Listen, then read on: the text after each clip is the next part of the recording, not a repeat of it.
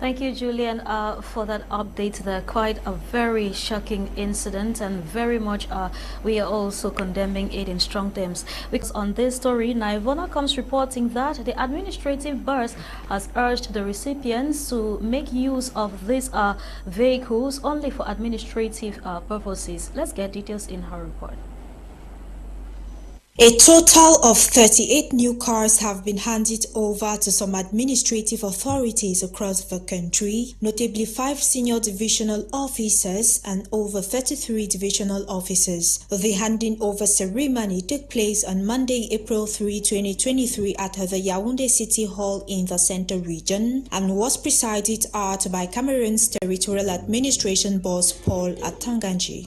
During the handing over event, the Minad boss stressed on the fact that these vehicles are intended to ease their movement and facilitate their respective administrative assignments. He as well did a test ride on one of the cars before handing over the car keys to one of the administrative officials. He equally had a talk session during which he cautioned recipients on the proper usage of these cars, while noting that the cars are from the head of state who understands their needs. This vehicle, which is a working tool, has come to enhance our continuous presence on the field because we cannot, from our different offices, be able to manage all the stakes, and we are highly delighted.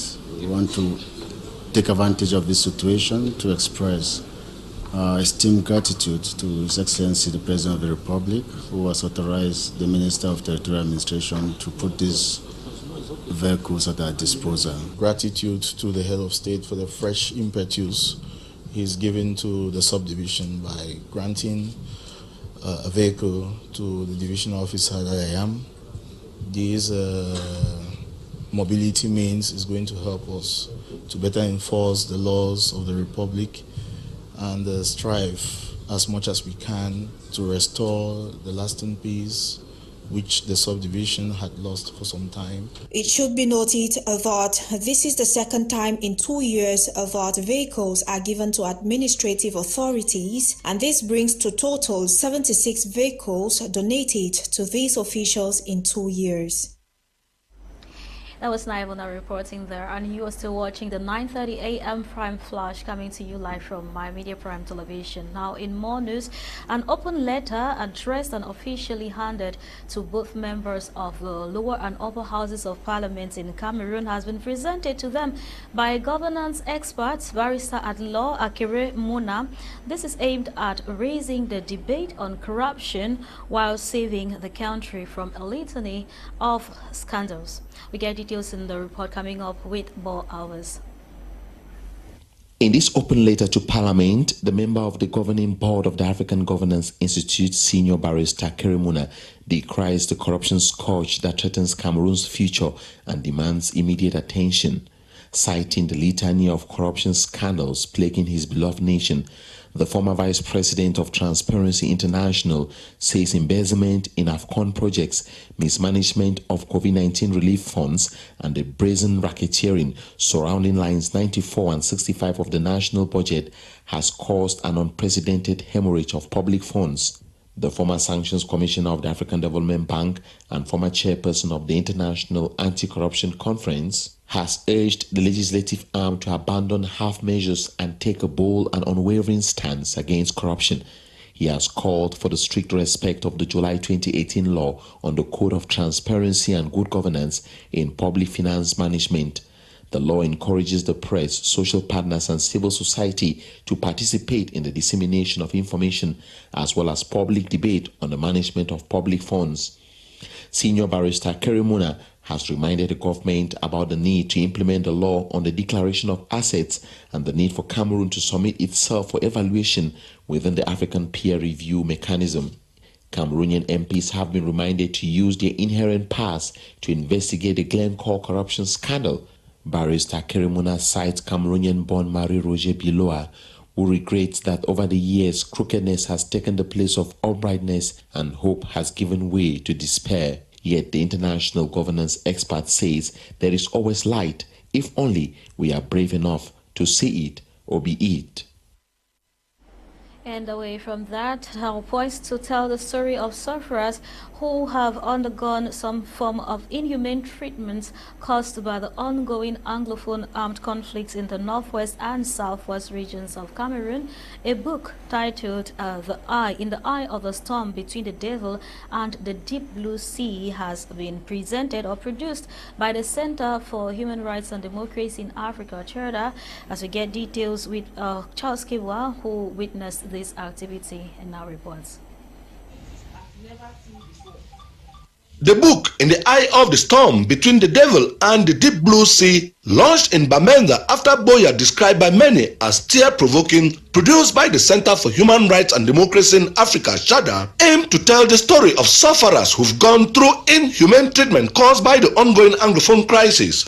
Launching the book at the Blue Pearl Banquet in Bamenda, the Executive Director of the Center for Human Rights Democracy in Africa, Dr. Fokum Violet, said the book tells the story of victims of the Anglophone crisis that have never been heard before, are true testimonies from survivors.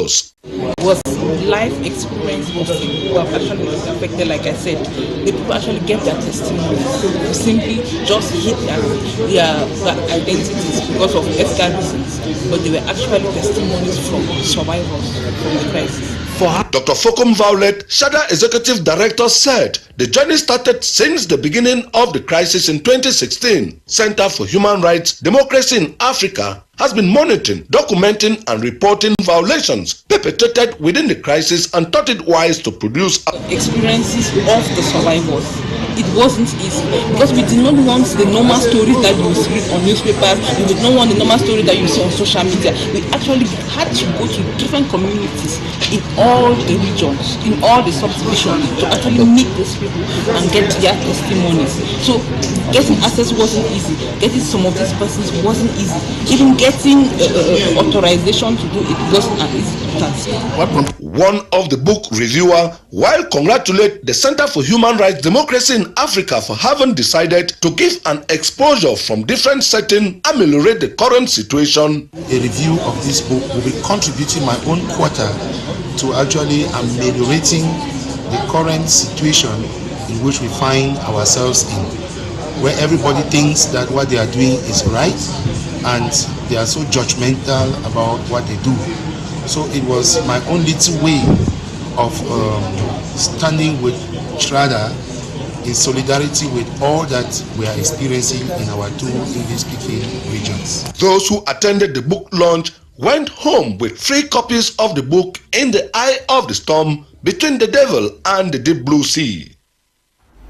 And on to this humanitarian story, some needs of 300 households have been met in Boya by the World Food Programme.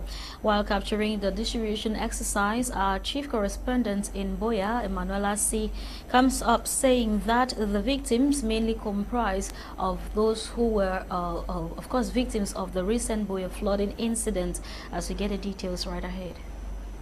After several weeks of field work assessments, 3,000 flood victims have benefited from a food basket assistance from the World Food Programme. Kudzai Mazumba of the World Food Programme office in Boya noted the importance of this food basket to the victims. It is very important because most of the households lost their belongings because of the flooding. Some lost their food reserves, and as you may appreciate, because of the impact of the flooding, there is added pressure on the households to find food, to find medicine, to find something to eat. So as a result, WFP coming in to bring the food will meet their immediate needs and help them to recover from the impact of this flooding. The flood of March 18 took away Janet's house, leaving 9 of them to a single room. She has benefited from today's food items. So the first thing, water entering my house, and then they scatter my house. They scatter the house in the gutter. So I'm very grateful to thank those people that put this initiative to help us. So I'm very grateful that God should continue to bless them. Douala John is a retired warder and a victim of the flash flood. With my children, they will be very, very grateful. When I will tell them that is the World Food Programme have helped me. The World Food Programme has noted that discussions will continue with the authorities of the region to see more sustainable ways on avoiding such natural hazards. Thank you, Emanuela. See, as your report draws the curtains for today's edition of Prime Flash. Thank you to viewers for watching and for according us your time always. I have been Dolly Ngonde for presentation, and this newscast was produced by Elvis. Modika. General coordination came from Faith Tata and supervision from Kum Leonard. Please don't go nowhere, as the brief comes up at exactly 10 a.m. with Lasha Kingsley and Kanten Etape, as well as many more interesting programs if you choose to stay with us throughout the day and forever. But for now, ciao ciao and have a blessed day.